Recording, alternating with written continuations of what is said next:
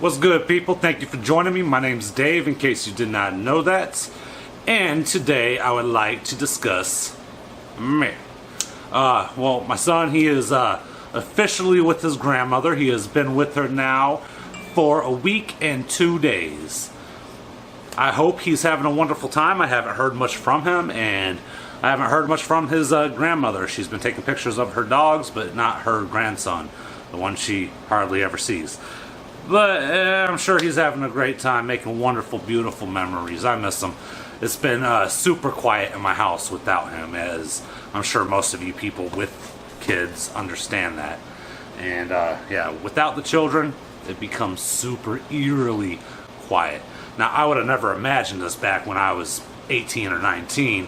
I love my peace and quiet, and I sure as hell do now too, but I miss him. I really miss my son. I have been sober for 13 days. I'm giving myself a pat on the back because I haven't drinking in 13 days, which I have done multiple times before without doing videos or reading the AA book or attending meetings. But what I haven't done is continue to stop drinking. I didn't continue to remind myself that drinking was a bad idea. So here I am continuously trying to remind myself that alcohol and you, my friend, you guys do not mix. You do not mix well. You do stupid shit like everyone does when they drink, but most people could stop at 3 or 4 drinks, catch that buzz, and move on with their groovy life and drink like a gentleman. Unlike me, I drink like a buffoon, and generally I make an ass out of myself. This last time I drank on June 29th, I didn't make an ass out of myself too much. I mean, I kind of did. I met a few people outside while I was walking to lose my fat belly, as well as getting more beer. I decided to do 2 in 1, you know. Skylar, stop. Everything. I mean, last time she was barking, now she's scratching and making the whole camera shake. I mean, Jesus, why are you under the table scratching? Why can't you go scratching this whole house, but you have to be right under the table? Right under the table and scratching. It doesn't make much sense to me. But, like I said, I made a little bit of an ass out of myself, not too much. I met this independent rapper dude who wanted me to film some videos, and we got to chatting and stuff when I got home, and I gave him unwarranted advice, and I made myself look like a complete ass, which I really, you know, I used to write a little bit. I used to be into hip-hop, but it's been years, so I know nothing about the new generational hip-hop nor the mumble rap. I don't really get down with that genre. I really don't like it, but I'm like, yeah, man, you should be doing this, rhyming that. You know, just like drunk people do, giving unwarranted advice to people. Just being a fucking drunken idiot and, you know, being laughed at afterwards. I'm not sure if they did. They may have. But then I ran into some other people, said some stupid, retarded shit, and bing, trigger alert. I said, retarded, my bad, people. I'm not politically correct, and if you don't like it, you can leave a comment below. But yeah, I was just saying some stupid stuff to him.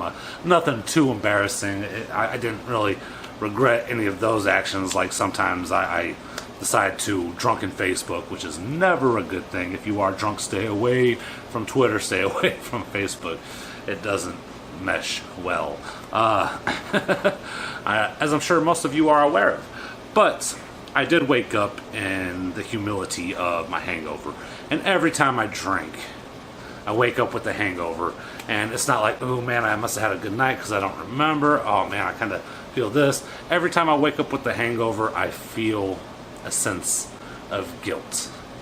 I'm not quite sure where that sense of guilt comes from, whether it's me knowing I shouldn't be drinking, or whether it's me knowing I disappointed my wife, whether it's a number of things. But I always wake up with an immense sense of guilt, whether I get in an argument or not with my wife, which we haven't argued about me drinking while I was hungover for years now. It used to be every time I drank and I was hungover, it seemed like she yelled at me about something, but not so much anymore. But I always have this sense of regret about the night before, and I was doing that. I was laying there, I was thinking about her, I was thinking about my son, and I was thinking about my family. Me and my mother, we haven't spoken in over 2.5, going on 3 years. Not anything to do with me. I think I called her up while I was drunk one night, and I spoke the truth. I didn't say anything bad. She's never met her grandson. Her grandson is 9 years old right now, and she's never met him. So I think I randomly, drunkenly stated that, why the hell haven't you ever came and visit your grandson, or why haven't we been invited out to go see, or have you see your grandson? I think that's more important than all this other bullshit that's going on. And when I did that, I haven't talked to her. I tried calling her up numerous times. About 7 months ago, I finally spoke to my stepdad, and he basically said, well, she said, when you stop drinking, but she taking out what I said on me, that's one thing in my mind. But when she stopped sending I don't care about the gifts necessarily or money. I care about the postcard. I care about the thoughts. She stopped sending my son any recognition that he even fucking exists. She doesn't send him any Christmas cards, letters, or birthday cards or letters saying, hey Bailey, happy birthday, Merry Christmas. There's none of that. So I pretty much told my stepdad after that. I got drunk again, but I pretty much said, just tell Sue, tell my mom, tell my mother that she's pretty much dead to me. Not for the simple fact she started ignoring me while I was drinking, but she started ignoring my son. And even sober, clearly thinking, I still think that's an unforgivable offense. I mean, I've only seen her once since I was 16. I'm 32 now. She's never met her 9-year-old grandson, and then she just poof, ups and disappears, and she wants to blame it on my alcohol, my alcoholic tendencies. Well, mother, mom, dearest, I don't know if you remember growing up, but you were always having 4 to 5 to 6 glasses of rum a night. I mean, decent sized glasses, filled about that full with liquor, just straight liquor, no chaser, no watering it down, no nothing. It was ice and rum, 4 to 6 a night. So you're not going to talk to me because of my drinking habits. I partially learned it from you, and I learned it from my father. So why would you stop talking to me for something that you showed me was socially and perfectly acceptable within the home? It kind of blows my mind. I can understand why other people certainly wouldn't talk to me that are in our family, but you, it doesn't make much sense to me. Yeah, I don't get it. Not at all. And I don't even know why I'm talking about my mother with you guys, or even bringing it up. But yeah, it's definitely oh yeah, because I was laying down thinking about, my mom saying what she said about me being an alcoholic, or me drinking too much, and that's why she doesn't want to talk to me. You know what? I don't care what she feels or how she thinks. In my mind, she should have been there for me and tried to establish. She never brought up treatment or anything of the sorts like this, giving me viable options or saying, David, I am worried about you. I'm worried about your alcohol consumption. You're acting irrational. You're acting like a fool. You may want to get this worked out. Nothing of that sort was brought up to me. But I started thinking about her reaction. I mean, when I was younger, like 17-ish, 16-ish, me and my stepmom butted heads a lot, and I was drinking a lot back then. Drinking a whole hell of a lot. I was drinking every day, morning, noon, night, and yes, I know I was under the age of 21 and I was under the age of 18, and they could have regulated it, done something. My dad really didn't do that, and my stepmother, she held this resentment towards me because, I took her car at night, and being young and dumb, I didn't realize water can't go in a gas tank, so I fill up a car with water when I took it out to make the gas seem like it was up, and really just, of course, I know, everyone knows you add water to a gas tank, you're fucking up the fucking engine. So I just silly stuff like that. She just used to get pissed off at me for doing simple things like laundry. She held a lot of resentment towards me. I'm not sure quite why. She was my stepmother since 7, but she's always been a little bit angry towards me. But she stopped talking to me. My stepsister stopped talking to me around the time. Not right when my dad went to prison, but they didn't tell me what happened. I had to figure that out by myself. He was lying in the ICU and pretty much on his deathbed, and nobody was telling me jack. So my stepmother pretty much not when my dad ended up in ICU, but when I was barely 18, I moved back in with them after living on the streets, in and out of jail for about 9 months. And I moved back in with them. My dad got his second or third DUI, I'm not sure. But when he got that, my stepmother said, "David, you're not welcome here."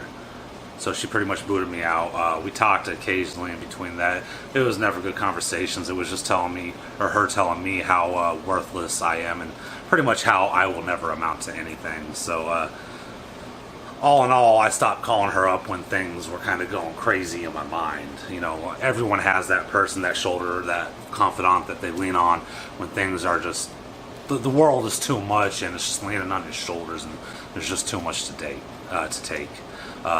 I stopped calling on her and depending on her for any information, which she never was really there. I mean, she talked mad shit to my mother-in-law and my wife when we first started dating, that, oh man, you shouldn't be dating this guy. I mean, she was, her efforts to just keep me down in life is just tremendous. I mean, it's just ridiculous, considering the fact that my stepsister, her college tuition was paid for, her apartments were paid for.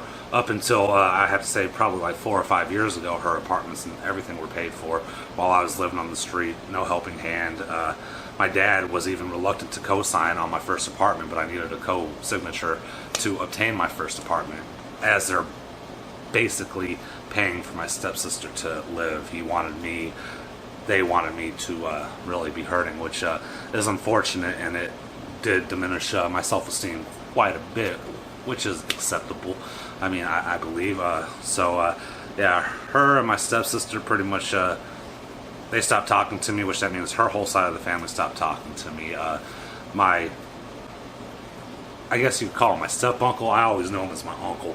He's my cousin's stepfather. He came out to visit, but he was pretty much, while I was working, telling my wife, oh, they all thought we lived in a crack house. They all thought we were drug addicts, this and that. And at that time, my drinking definitely wasn't what it has been for the past 6 or 7 years. At that time, when I did drink, I drank way too much, and I always did something regrettably dumb, like drinking and driving, that I just couldn't bear to cope with myself, that I was that idiotic. So I didn't drink again for an extended amount of time. But recently it's gotten to the point where it's been very frequent that I drink. Yeah, so he came out here, he started just talking mad stuff, just talking smack, and you know, he is my step uncle, he's not blood related. I noticed when I was here, my wife, you know, as women do, they wear low-cut shirts, but I noticed him following her around, just staring at her breasts the whole time he was here. So I ended up calling him out on the stuff, and him and my aunt no longer talk to me. I don't have that much family since my dad is in prison. So it was pretty much my aunt, my cousins, my grandparents, my mom, and really that is it. That's the stem of my family, really. And when my dad, right after he got shot and he was lying in ICU before he went to prison, or while he was in custody but before he was well enough to go to prison, I was stressed the fuck out. My son was just born. He was still in the hospital. Like, it happened 3 months prior, but he was still in the hospital. They were getting the shrapnel out of him and everything else. And you know, I didn't understand what Facebook was. I didn't understand the giant fact that a lot of people put their co-workers, their bosses, their friends. This was back in 2009. I didn't understand the gravity. I just got my very first Facebook in 2009 because my son was born, and I just put immediate family on there at first. Now I have friends and associates and stuff, and I kind of understand the platform a little bit better, at least to the fact of what my cousin was seeing. And I, you know, pretty much wrote an emotional post crying out for help, asking her to talk to me, and when I did that, she ignored me. I tried reaching out to her a couple of times, but there's nothing. I mean, my other cousin Mike, he added me as a friend, but we really don't speak on Facebook. I mean, so it's just really weird. I am the black sheep of my family. No one talks to me, and some of it, like with my stepmother, I'm not sure if it was my drinking when I turned like 14, 15 when I moved in with them, and I really started drinking, leaving bottles littering my room full of liquor bottles. I'm not sure if that's why she held contentment towards me. I'm sure it stemmed when I was younger, because I've had issues with her really since I was like 7 or 6. I remember one time we had a basement because we were living in Colorado at the time, and she drove me down the stairs by my hands, where I was like boom, boom, boom, boom, on my butt with the stairs. I mean, and she wasn't my mother, and she wasn't dating my dad all that long to be putting hands on me like that. I thought, was a little extreme, and you could always tell she held a little bit of reserve for me and resentment. She was always trying to take my dad and do things with my dad. I only saw him every other weekend and every other Wednesday, but somehow they always had date nights on that. But that's also my dad's responsibility too, to take care of me, and things I never really thought about when I was younger and going through that. But yeah, I mean, I don't have anybody. I don't have any confidant. I mean, I try to talk to my wife. I mean, I really do.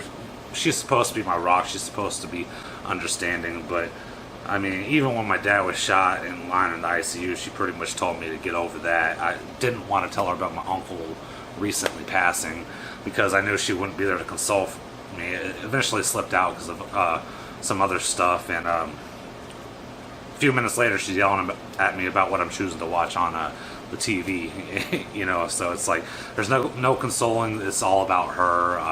I know that's not healthy, but I mean, really, my son and her are all I have at the moment, and I don't have a job. Excuse me. And even if I did, I don't have any prospects of making any real money at this job. But I don't really have any friends, because the antisocial behavior of my family has shown me, and maybe she's not like that, maybe I just see it the way it is because of the antisocial behavior that my family has shown me. I don't trust people well enough. I don't allow them to get close enough to me and put my faith nor my trust in them, which in my mind is completely reasonable for the way I was treated. I notice I've kind of held my son back to an extent of that, but they have rules at school where, don't give out phone numbers now, so I was just making sure he followed the rules. Now I know that doesn't matter anymore, so I really don't care. Last year was a tough year for him. He didn't make any friends, kids were making fun of him. Every year besides that, he was making friends. I just hope he doesn't get stuck in that same rut as me, because he really doesn't have much family either, because there's nobody on my side that really talks to him. So it's me, his mother, his grandmother, his grandpa, and his 2 uncles. But when grandma and grandpa die, I don't know if his uncles are actually going to be there for him, so he's going to be kind of stuck in the same predicament as me. I just hope he becomes and butterflies more into a social creature and makes his own family with friends and associations as well. But I don't want him, mainly what I'm getting at is, I was lying there, and I don't want him to completely abandon me and say the reason is because you're a drunk dad, and I don't want that in my life. I don't want him to do that, so I'm trying to make this conscious decision and not drinking. And today will be day 13. Thank you for watching. Thank you for listening. And until next time, everybody, you guys be safe, have fun, live your life to the fullest, and I'm going to not drink today. Mwah.